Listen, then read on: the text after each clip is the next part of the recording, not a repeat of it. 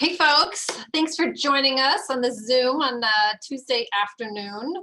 I'm a little like amped up right now because we had some breaking news this afternoon. You may have heard there was a verdict in the Derek Chauvin murder trial. And so both at Cronkite News, we were scrambling to get that on the air. And then down here at Arizona PBS, we were getting that on the air because it's all going out at 5 o'clock on the air here on Arizona PBS. We do a live hour of local news from 5 to 6 p.m.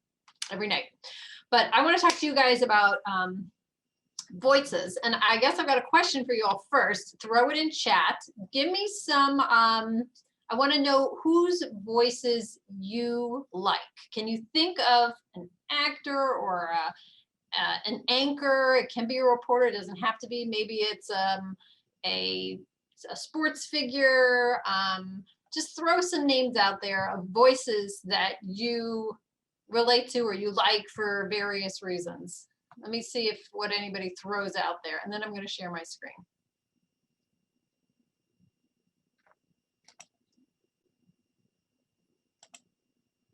Chat. I got nothing. Oh, hold on.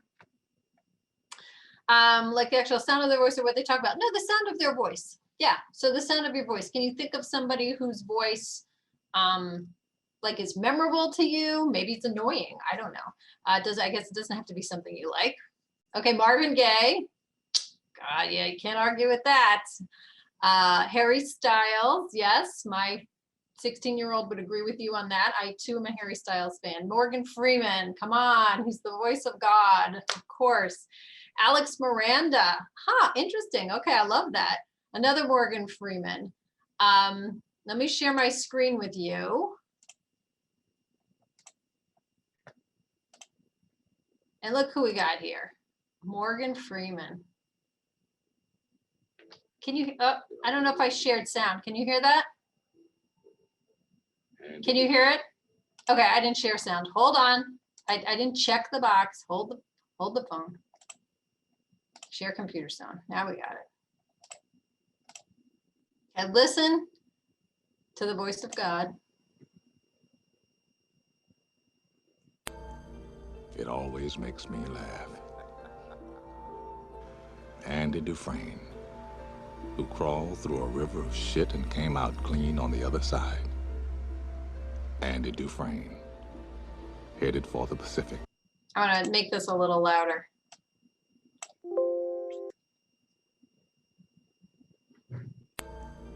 It always makes me laugh.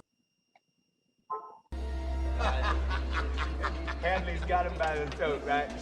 And he says, I believe this boy's about to have an accident. Those of us who knew him best talk about him often. I swear the stuff he pulled. I believe these friends of mine could use a couple of beers. What is it about his voice, you guys? What is it about his voice you think is so memorable that he has literally, had that role of God because of his voice? And Sam says, oh, somebody said the clip just spoiled the movie for me. It's a good movie, it really is. It's soothing and deep, right? It's got a resonance, yeah, very soothing. And there's a gravitas towards it, right? So gravitas means sort of seriousness. It's very deep too. It's a very low toned voice, soothing and deep. I mean, all of those. It sounds like marshmallows. That does make sense, actually. I totally understand. Like it's kind of comforting and I don't know if it's soft is the right word, but yeah, that's actually a really good description. I love it. And let me play another voice for you. Share my screen. And I'll see how many of you recognize this gal and this voice. There was also, in my early days in the air, Bow Wow Wow Wow, Saturday Night Live. So in the beginning, I really minded. I still do today when someone says there's Bow Wow Wow Wow. I think, yeah. But I went into my daughter's room. At that point, Jackie was maybe 10. And she was up late watching it. And I came in to scold her. And I said, how can you watch this? And look what she's doing. And she said, oh, Mommy, where's your sense of humor?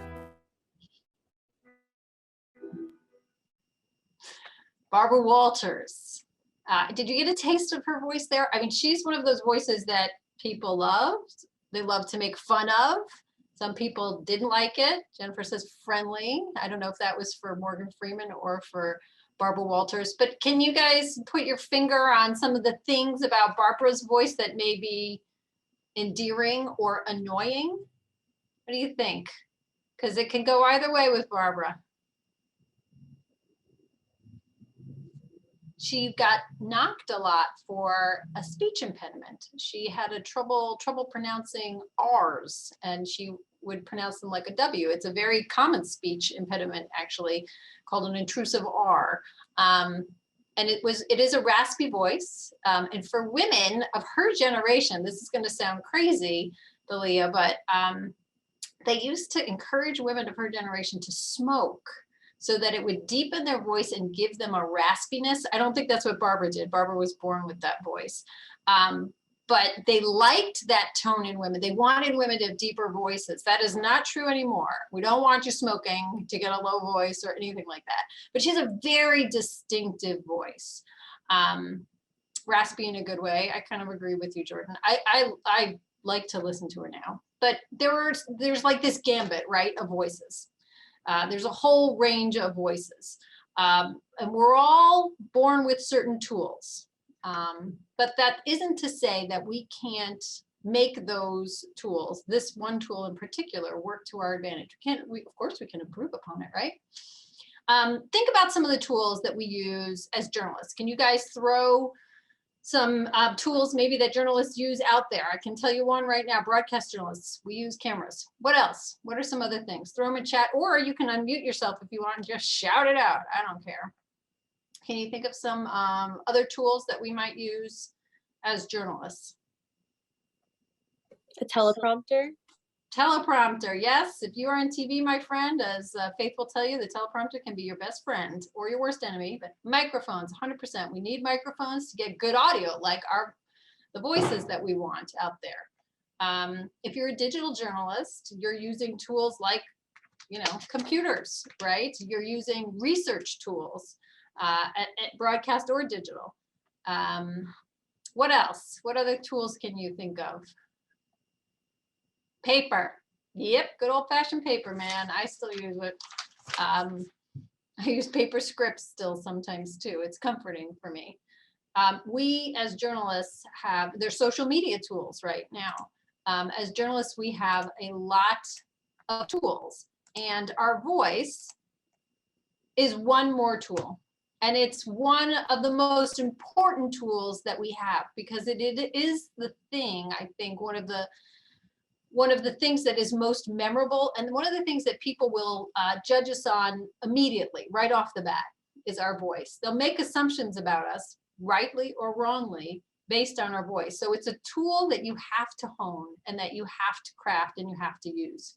And there's, like I said, we all are born with a certain voice, but listen, we can optimize it. Singers, they work this tool, right? It's like an athlete trains. Singers train for years to work their tools. And I'm going to give you a couple of tools that you can work on right now to optimize your best voice as you go forward, particularly if you want to do broadcast, but even if you don't, just if you want to present yourself in a way that you think represents you best. And I want to say this right off the bat. We're not looking for you to pretend or take on somebody else's voice, or pretend to be take a Morgan Freeman voice, I want to optimize your authentic voice, because that's the kind of, people know right away. You guys watch TikToks, the people who are faking it and putting it on. The fun TikToks are the ones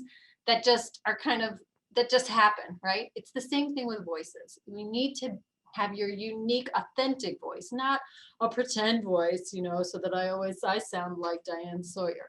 So how do we optimize that voice? If anybody is squeamish, and by squeamish, I mean you don't like blood, or you might want to turn off your camera, because we're going to see a little anatomy right now. So I'm giving you a heads up right now. We're turn away from the computer or something. Our anatomy has a big part of our voice, and there are a couple of things that we can work on for our voices. One of them is pitch. Does anybody know how we produce pitch in voice? Anybody know the piece of anatomy that helps us produce pitch? And I can't see the chat right now, so Faith or Sam, if you could see it, let me know. There's one piece of anatomy that produces pitch in our body. Anybody know what it is? I mean, I'm kind of telling you here what it is. So someone said larynx? Sure, that's very close. That's part of it. It is. It's the vocal folds, the vocal, yes. And how do we find that? Everybody's got one. Gentlemen, if you have an Adam's apple, it is literally, your voice box is right behind your Adam's apple. So find your Adam's apple with your finger and say P or B. Women, we don't have an Adam's apple. Men, through through the years, they formed a nice big piece of cartilage bone here to protect their vocal folds. Women don't have that. Why is that? I want to know. So let's find our vocal folds. Put your finger where your Adam's apple might be, women. Men, if you have an Adam's apple, put your finger like right below it and say the word P or B, and you will feel that vibration, P, B. If you go up here, P, B, it's not so much. Or down here, P, B. But right here, P, B, you can feel the vocal folds moving. This is how we create. It's one of the ways we create sound, but it's also what changes our pitch. And I'm going to show you now how that works, how our vocal folds work. All right.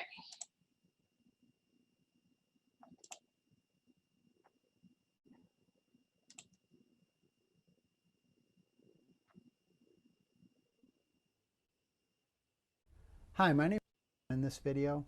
Well, I particularly like this video because you can see that my vocal folds are sitting on top of my airway, and you can see my tracheal rings. And the first thing you see me doing is closing my vocal folds to make sound. And when the vocal folds close and air goes through them, you can see that they vibrate. I will run out of air and you can see that I open them up again. And then I go to make a sound at a slightly lower pitch, and then you can see my vocal folds are slightly shorter because the pitch is lower. You can appreciate that the vocal folds have a nice floppy skin. Okay, that's enough of that. A little gross, right? It's a little oof. However, the vocal folds have how they contract and expand is what changes the pitch of our voice. So men tend to have shorter, thicker vocal folds.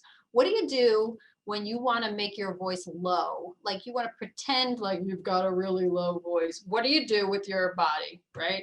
Everybody just try it right now. I wanted to say something really low. What are we doing? We put our chin down and we contract the vocal folds. We don't even know we're doing it, but we're making them shorter and fatter by doing that, right? When we want to do a high voice, what do? We raise our chin up like this, and that expands our vocal folds, stretches them out, makes the pitch higher, okay? We all, again, because of anatomy, women have longer vocal folds, tend to have higher voices, right? Men tend to have lower voices. Puberty does all sorts of other crazy things to our vocal folds because of hormones and stuff like that. But you can train your vocal folds and your pitch to have that optimum pitch. And the optimum pitch, you know, our ears tend to like something in the medium range. Too low can be a little much over time. Too high can be a little annoying, but there is a medium range that we all have and can get to, and it's our optimum pitch.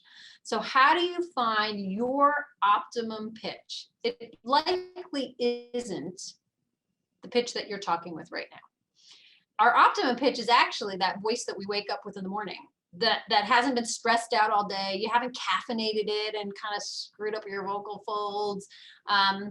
You know, it's not, you haven't been screaming because you're out, you know, at a sporting event or something like that. The morning voice is your vocal folds pretty relaxed. And it tends to be deeper. Like sometimes I wake up in the morning, I'm like, who is that? That is not me. That's actually my optimum pitch. So how do you find your optimum pitch? Here's an easy trick. At the end of a deep sigh, and I want you all to try this. Nobody's got their mic on, so you don't have to. But at the end of a deep sigh, if you go, the bottom of the sigh is your optimum pitch. You have to do it out loud, and you have to do it for realsy. You can't just go, it's right there. No, that's not going to help you. Faith, I want you to try it and demonstrate it for us, okay? So deep sigh, and then start talking from the bottom of that pitch. Don't force it. Don't do a, that's the bottom of my pitch, right? Just right there is the bottom of my pitch. That's my optimum pitch. Give it a try, Faith. Let's see what you can do. Unmute yourself. Let's see. Okay, perfect. Okay. Today I went to Starbucks and got a breakfast sandwich and a white chocolate mocha for breakfast. I saw you actually at Starbucks getting that. Yes, we okay. did. What? One more time, because you actually didn't start in your optimum pitch. I want you to start right there at the bottom. You went up a bit right afterwards. Okay, so try it again. Try. Then I went to Chick-fil-A and got breakfast with some of my friends and probably saw Allysa again. Yes, that's true. I went to Chick-fil-A for lunch. Ding! There's not a lot of places to eat open right now at Cronkite, you know, so we're all going to the same spots. Good, that was good. So when I find myself doing reads for television, guys, every now and then I'm really hyped up like I kind of am now. And I want to start in that upper pitch. And what I'll force myself to do is I force myself to deep sigh into that optimum pitch. And if I start there, I tend to stay there. And you have to train yourself to do this. But you'll find yourself as you go to do reads, or even if you're going to do a presentation in class or blah, blah, blah, blah, blah, you'll find yourself wanting to go up into higher, you're a little tense, you're doing all sorts of things, so those vocal folds. So just deep sigh, find your optimum pitch, and start there. And you'll tend to stay there. So quick tip, easy tip. Does anybody at home want to unmute and give it a shot? I can't see your face. I just want to hear your voice. If you do, happy to listen right now to one or two of you try to find your perfect pitch. If anybody wants to unmute, jump in, give it a shot. If not, we'll move on. And yes, Sebastian, Solarence, a lot. All right, moving on. Let me share. So pitch, one way to help train your voice. Another way,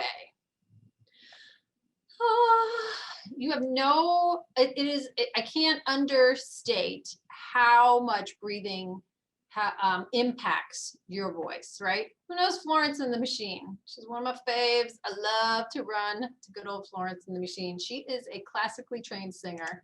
Listen to this girl.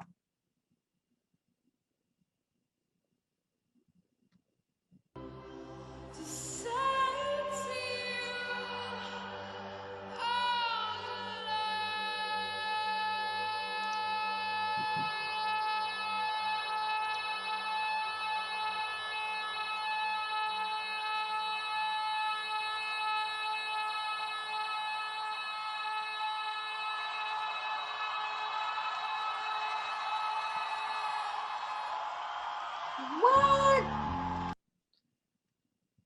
She's amazing. Florence just can't do that, right? She has trained herself through, breathing techniques and practicing breathing to be able to hold a note for, 40 seconds or whatever that was. It's not just opera singers who can do it. Your favorite rock singers have to get up on stage. Harry Styles has to be able to jump around stage and sing. And the only way you can do that is by training his voice, by working on his breath support, right? So we have two types of breathing. Get in the chat room. Somebody tell me what one type of breathing is, if they know the name of it. And if there are singers out there, you should know this. Anybody? Anybody? And I'm looking at Faith and Sam to see if anybody jumps in there and tell me one type of breathing. Especially if you're a singer, you might know this. And go ahead. I don't know how to spell it, but abdominal. Abdominal, good, very close. It's abdominal or diaphragmatic breathing. Yes, singers use diaphragmatic breathing, okay? And guess what? We do too. When we're sleeping, we use diaphragmatic breathing, mainly because it is super efficient. I want to show you the difference, all right? Everybody's got to do this with me. I'm not watching it, but you got to participate or it doesn't make any sense. When a doctor comes into the doctor's office and he says to you, take a deep breath, what do y'all do? Everybody, take a deep breath. Is listening, or she's listening with the stethoscope.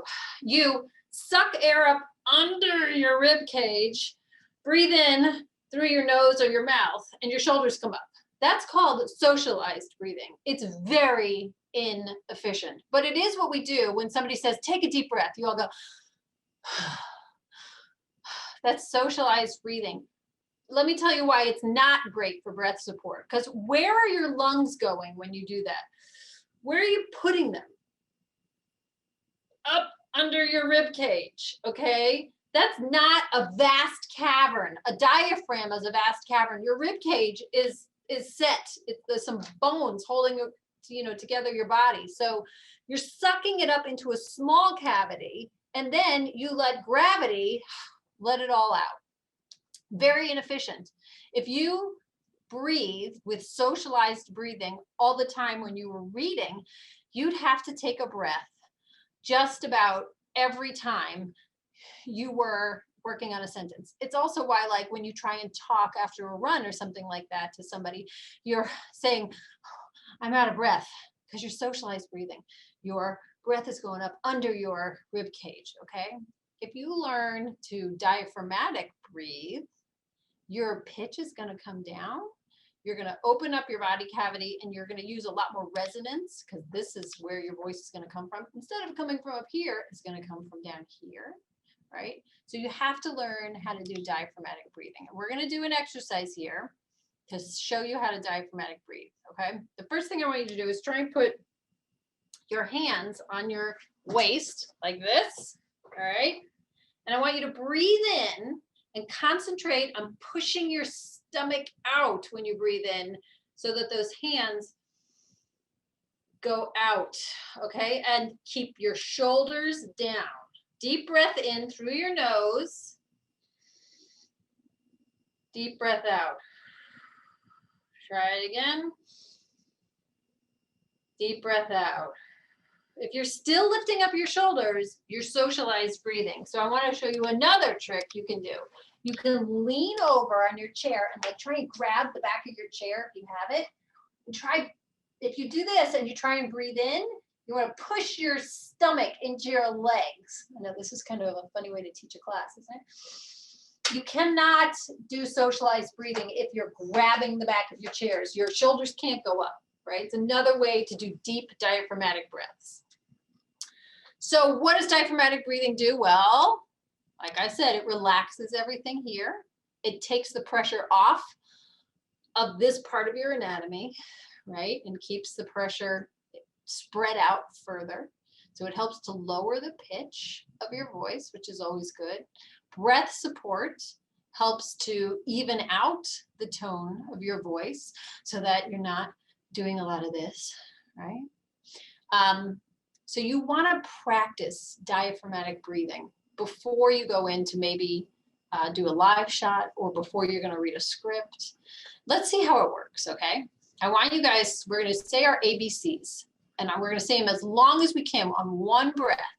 We're going to try it first with a socialized breath. So if you wouldn't mind, I'd like you all to turn your microphones on so I can hear you. I can't see you. I just want to hear you. So everybody turn off your mics so I can hear you. Turn on your mics. Turn on your mics. Unmute yourself. Okay, so I can hear you. I'm going to stop share. Okay, do I got? Yes? I see some people are turning on their mics, but I've got a lot of people who aren't. Alexis, Anthony, Christian, Jim, Jordan, Leon, Martin, Sky, Tina, Logan. Hey, let's give it a shot. Join with me. Let's try it. Okay, so here's what we're going to do. Everybody's gonna take one deep breath in on the count of 3, socialized breathing. Okay, so shoulders up and start saying your ABCs and go as long as you can on one breath, all right? It's not a contest. Yeah, does anyone know what the record is? I don't know what the record is. I want to get the record. I like Oh, man. your sense of I think I might have you beat competition. there. All right, let's go. You ready? And 3, 2, 1, breath. A, B, C, A, B, D, F, E, F, G, G, H, H, I, I, J, K, L, L, M, M, N, O, O, P, P, Q, R, S, T, U, V, W, I know my ABCs. Won't you sing with me? L, I M, got to N, K. O, I got 2 times through on Q, K. R, S, T, U, Oh, V, Okay. W, X, Y, Z, I think we're gonna have to disqualify D, E, F, Roshi G, right now. H, I, J, K, L, He's trying to show M, N, off. I O, think he P, is. Q, R, S, T, Do we U, buy it? V, W, X, Y, Z, A, B, C, D, E. I don't know. Oh, that was okay. rough. Dang, that was good. All right, now you got to beat it though. Now you got to beat it with a diaphragmatic breath. All right, so if you can't remember how to do a diaphragmatic breath, put your hand on your stomach. So try, let's just take a couple of deep diaphragmatic breaths. Breathe in, breathe out. And we're gonna do that this time, we're gonna do ABCs with the diaphragmatic breath. Let's see if we can get further. Okay, I got all the way through into K. In 3, 2, 1, breathe. A, B, C, D, E, F, G, H, I, J, K, L, M, N, O, P, Q, R, S, T, U, V, W, X, Y, Z, A, W, E, D, E, F, G, H, I, J, K, L, M, N, O, P, Q, R, S, T, U, V, W, X, Y, Z, A, B, C, D, E, F, G, H, I, J, K, L, M, N, O, P, Q, R, S, T, U, V, W, X, Y, Z, A, B, C. Oh, I think that was a little more. Not much, but more. Nice. Did most of you get a little bit further? Sometimes you have to practice diaphragmatic breathing before you can really get it. But hopefully most of you got a little bit further. All right. Diaphragmatic breathing is a very easy trick, an easy way to start training your voice. Okay. So find your optimum pitch. Do some deep diaphragmatic breaths. You got 2 things down, guys, in terms of easy tricks for your voice. All right, let me see. We're going next. Oh, we're going to the articulators. Can anybody name an articulator? Does anybody know what the heck I'm talking about when I say articulator? Name an articulator. Anybody? Anybody? Shout it out. What do you think? It's an anatomy part of your the things that help us form words. Our tongue. Our tongue. Tongue is 100% an articulator. Yes, Our it is. uvula. Our uvula. Ooh, I don't think we actually use our uvula. Well, actually, we do use our uvula, not our uvula, but the soft palate back there. We absolutely use that. That is one of our articulators. What else? Our teeth. Teeth. Lips. Yes, all of those are articulators. Anything else? This is the anatomy we use to make sound. Try saying the word P. P. What are we using there? Lips. Articulator. How about the? Two pieces of anatomy on that one. The. Tongue and teeth. How about ta? Ta. That's one we haven't said yet. Hard palate. Tongue against hard palate for ta. G. G. That's the soft palate and the back of the tongue. Okay. Ka. Ka. Same thing. Soft palate, back of the tongue. And then the vowels. A, E, I, O, U. That's all our lips, right? And the changing of our jaw, how we move our jaw. Those are your articulators. And lazy articulators are how we get into trouble with mispronunciation. It does not mean that everybody has to sound like they're British, right? And we all have the same voice. It means that you use the voices you have and you use your articulators in a way that makes everything crisp and clear. And this is just for communication, guys. In television in particular, and radio, you have a lot of layers to get through to get to somebody's ear. So even for my voice to get to you, it has to go through the microphone on my computer, a receiver on, well, an output, then a receiver on your end, and a stereo on, or a speaker on your end. That's already 4 layers. And then it's got to get to your ear. So if I have lazy articulators, like I'm not really talking, you know, really crisp and clean and all that kind of stuff, then you can't really understand what I'm saying all the time, right? Articulators are an easy thing for a lot of people in broadcasting to improve upon. I don't know if you guys ever watched the, do I have it on here? I thought I had, let me see. Oh, dang it, I don't. But we're gonna go back. The scene from Anchorman, where the anchors are warming up before their show, and you can they're like hooting and hollering, and she's going, eat green pea, and who's that, Christina Applegate, and then he's like screaming and he starts hooting like a monkey. He's like, whoo, whoo! You know, they're supposed to be practicing their articulation. It's really kind of ridiculous. However, it is not unusual to see professionals, singers especially, working out their articulators before they go on air. Again, these are muscles, right? And we need to work them out so they're not lazy when we get into the audio booth or we're doing our live shots or whatever it is. So here's a quick list of some great, this list here covers every articulator that you need to get each articulator moving, an exercise for each articulation. I'm gonna ask you guys to unmute, and I'm gonna go through and ask you each to try one of these lines. And here's what it is. You can't just say, eat each green pea, aim straight at the game, Ed said, get ready. That's not working out anything. That's like doing a walk instead of a run, okay? That's like, you know, when I say, let's do some biceps, and you go like this, and you don't pick up a weight. It's eat each green pea, aim straight at the game. Ed said, get ready. I'm exaggerating my articulators and I'm working them all out. All right. So I'll tell you what, Sam, since I can't see the names, can you call out the names so I can keep this up on screen? Or Faith, one of you guys? Yeah, absolutely. Just call out people to talk. Just call out a name and we'll ask you to unmute. And I'll tell you which one to try. Let's give it a shot. Okay. If there's anybody who really doesn't want to do it, just say pass. Okay. So who we got first? So far, no one's unmuted their mic just yet. I did notice that Alexis just did. Alexis just did. All right, Alexis, can you give me number 2? So it's basically just like saying the words like a little bit more exaggerated. Yeah. Okay, I got this. It is in Italy.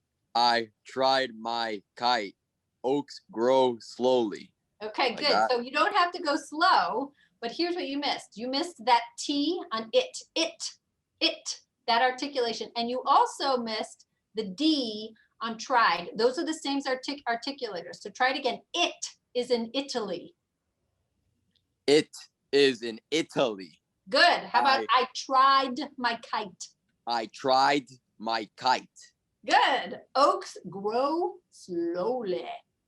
Oaks grow slowly. Very nice. You have worked out those articulators. I feel great now. Good.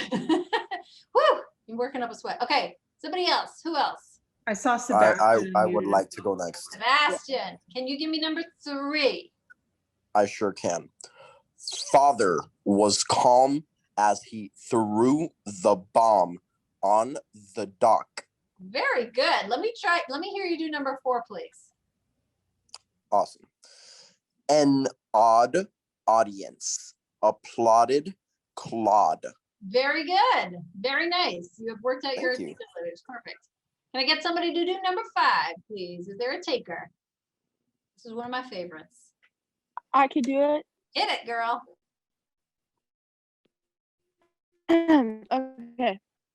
Go slow, Joe. You're stepping on my toe. Good. Let me hear your go even more. Go slow. It's the O sound. Really stretch out your lips on that. Try it again. Okay.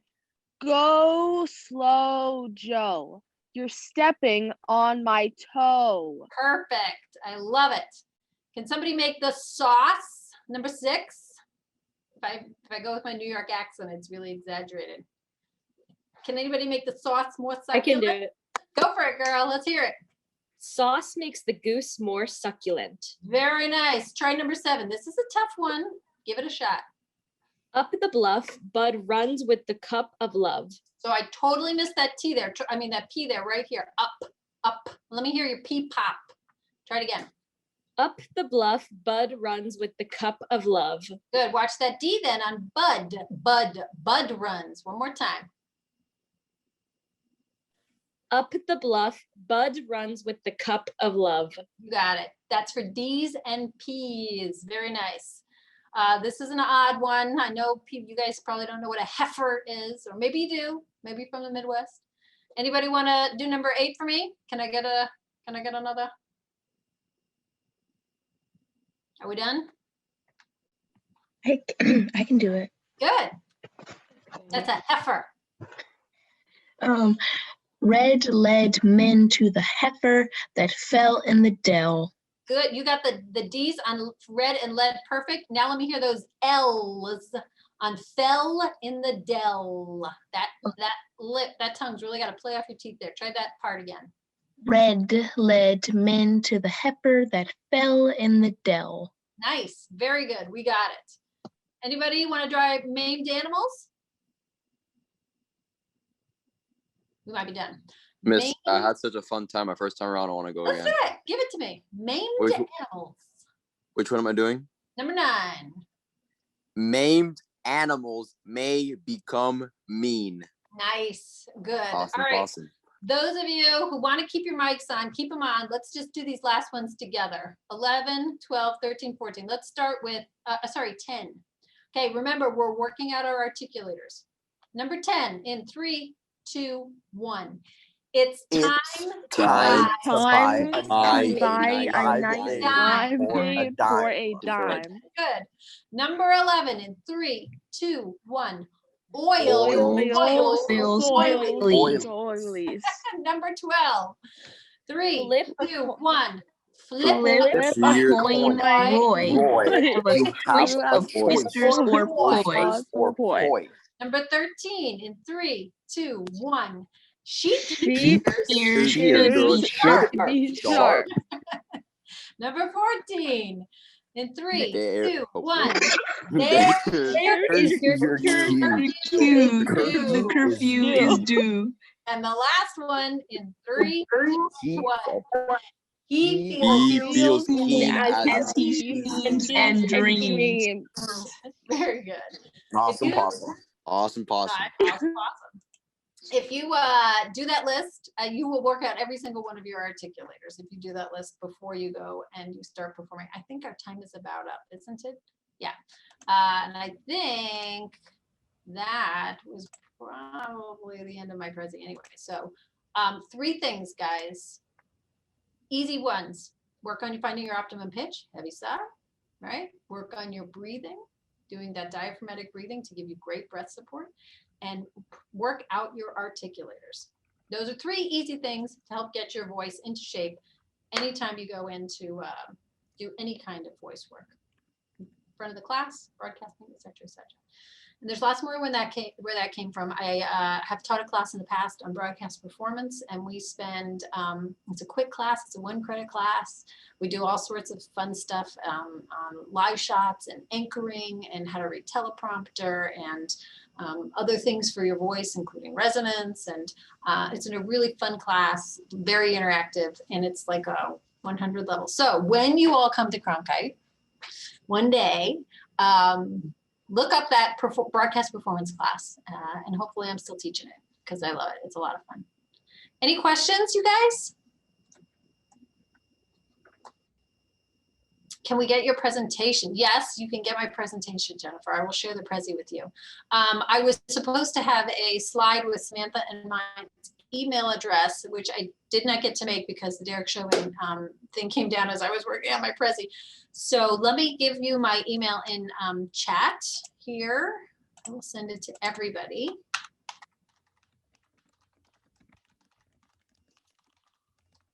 And I love, Samantha's going to put hers in there as well. I love hearing from prospective students. I love hearing from teachers, and reach out to us. You know, this is what we're about. We're about teaching you. So if you guys have any, you know, questions about anything to do with performance and stuff, yeah, love to talk. Anything else? We good? Yeah, I think we're good. Oh yeah, go ahead, Sky. Where will the recording on the website be found? Yeah, so to my knowledge, it's going to be on STN's website on the somewhere on their page. I don't know if Sherry is still on this call, but Sherry Stilson might be able to have more context than me. But I'm aware that it's supposed to be on STN's website. So where you registered, you're likely going to find it in there as well. Yeah, I'm popped back in just to answer. So we'll get the recordings of all 3 of the amazing sessions that Cronkite School is going to do this afternoon, evening, and we will have those up not immediately, but we'll notify the teachers and students on email or social media when they're ready. And they'll be on our resource section, the resource tab for education. So thanks for asking. Great question. We got to move on to the next one. Exciting. Who's coming with me? In the words of Jerry Maguire, who's coming with me? I know for sure Faith and I are. And so, okay. So glad. Hi guys, it was great. Great presenting. Thank you for participating. Enjoy the rest of your day. Thank you. Bye y'all.